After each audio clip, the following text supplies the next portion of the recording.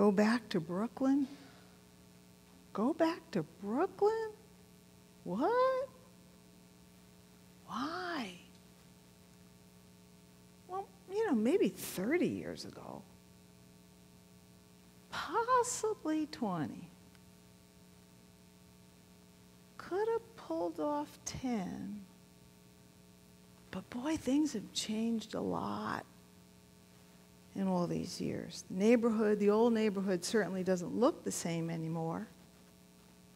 I don't exactly speak the same according to them anymore. Grandma's gone. Grandpa's gone. All my aunts and uncles have moved away. Mama's moved. My cousins have gone uptown and gone over to Long Island where all the fancy people live. Don't think they'd understand what I have to say. But Lord, you want me to go to Brooklyn and tell the big guys that I need to be taking all the Christians for a tent revival over in Prospect Park, and you want me to ask them for 2 weeks off with paid vacation. And yeah, they'd be laughing. They're going to laugh me all the way over to Bellevue, which is a really nice mental hospital, not known for its pretty accommodations.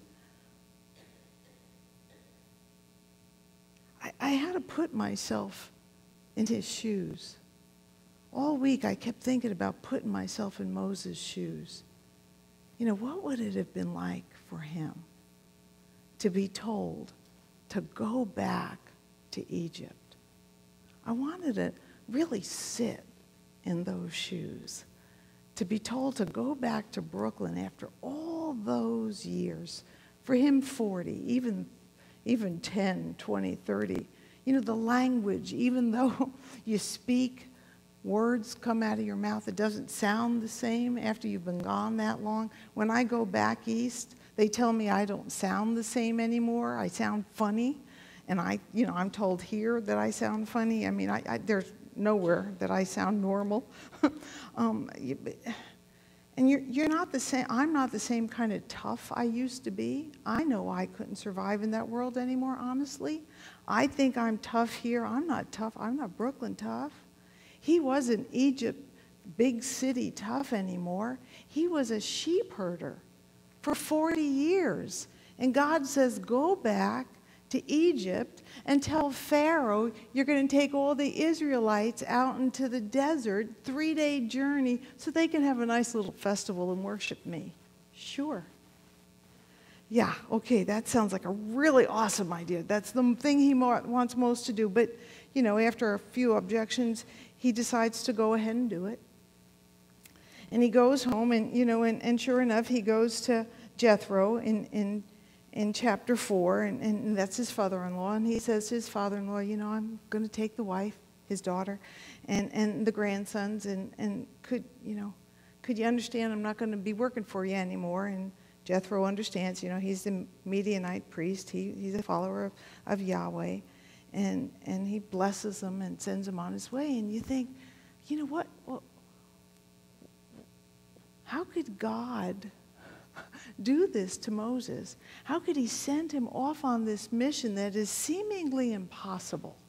Sending this man into this territory where we know the last he's heard, his grandpa, who's now dead, understandably, he's now dead, but, his grandpa wanted to kill him for having killed the Egyptian taskmaster. But then we get a glimpse of how God thinks God can do it and how Moses can do it. Because what we hear is that as he's sending him out, God's preparing the way. Because Moses agrees to go, and Moses goes to Jethro and picks up Zipporah and picks up his sons, and they head out. And God starts talking to Aaron. Now you go out and you get going. That's his brother, his biological brother. And you head out and you start, and you're going to meet up with Moses. And then Miriam, his sister, you go head out and you're going to meet up with Moses. And he gets a couple others that are going to meet up with Moses. And so God's plan is not only has he equipped Moses for the work that he's sending Moses out to do, but he's equipping some other people to accompany him. Because when God creates a plan and God has an idea of what God wants to have done, God has a way that God is going to have God's plan fulfilled. Because God knows that Moses can't do this on his own. God knows that it will take some other people surrounding Moses to accomplish the work that God wants done. And so God gets these people, and they all go to meet Pharaoh because he needs this support system. And sure enough, the people, they go with him, and they go off to see Pharaoh. And, you know, we know it's not going to go easily, and it's not going to go well, and it's not going to go quickly. And, you know, I read you chapter 5, and that's the kind of little easy part where, you know, he goes up to Pharaoh, and he asks Pharaoh, and that's just the first, like, 10, 11 verses of chapter 5, and he asks, and Pharaoh goes, oh, sure. He wants me to let them go. They must have too much time on their hands. If they've got so much time on their hands that they can go out and party in the wilderness, well, they must have enough time that they could start collecting their own straw. And that's his first pushback at the Hebrew people. And it really, truly goes downhill from there, because then, from that point, the things that God has given Moses to stand up to Pharaoh are things that Pharaoh can also show Moses that he's got one of those too. You know, the cane. You throw the cane down, it becomes a snake, and then you pick it up and it becomes a cane again. Well, Pharaoh's got lots of magicians who can pretty much do the same kinds of things. But then it starts to get serious when it comes time for the plagues.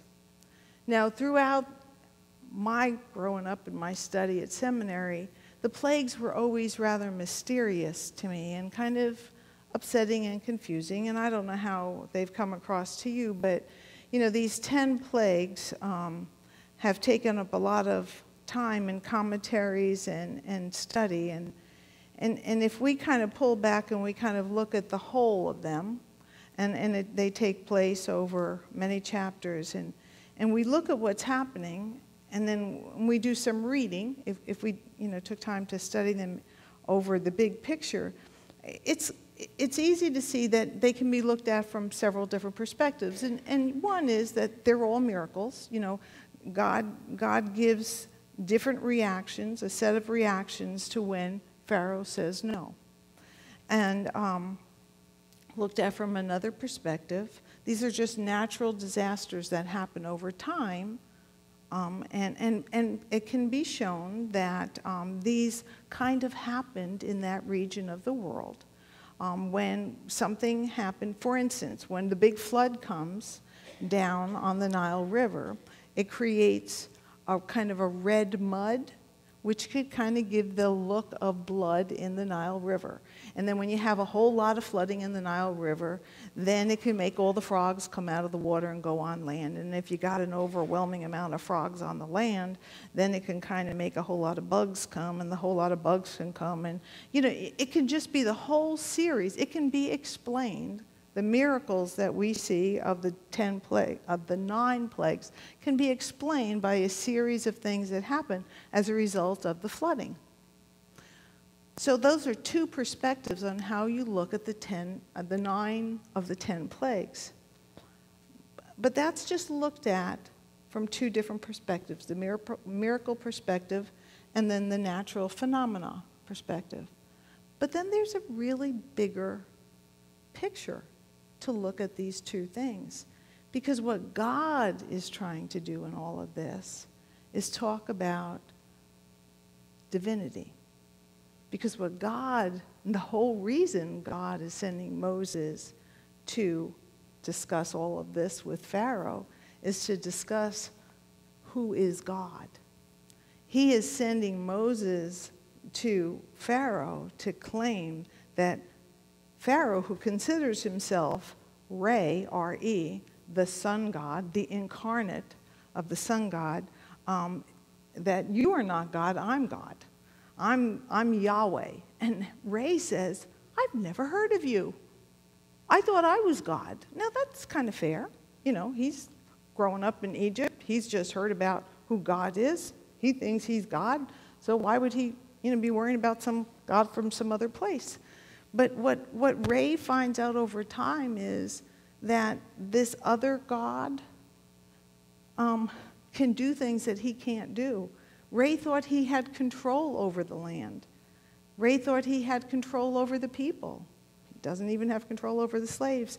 Ray thought, as sun god, he had control over light, because the sun god would bring light, and when darkness came over the land, he had no ability to fight that. And over again, Pharaoh, who thought of himself as the sun god Re, had no way to fight those things. And so even the sun god Pharaoh was coming to an understanding that he wasn't the God that he thought himself to be. But it was truly the 10th plague, when there was the killing of the firstborn of Egypt, that he came to understand that he was not the God that he thought himself to be. And it was Yahweh who was in control. Now, that was a major claim that transformed the understanding of the Israelites and transformed the major group of people who were in power at the time. And this was a change. Life changed in that whole region of the world. There was an exodus that happened for more than just a group of people from one part of the world to a slightly different part of the world. It was God saw the people that he loved suffering.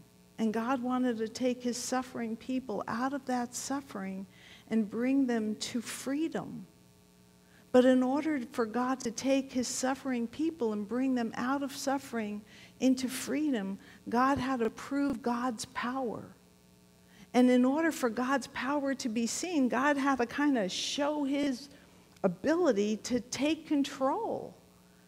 And in order for God to show his ability to take control, the people had to believe that the God they were following had this strength.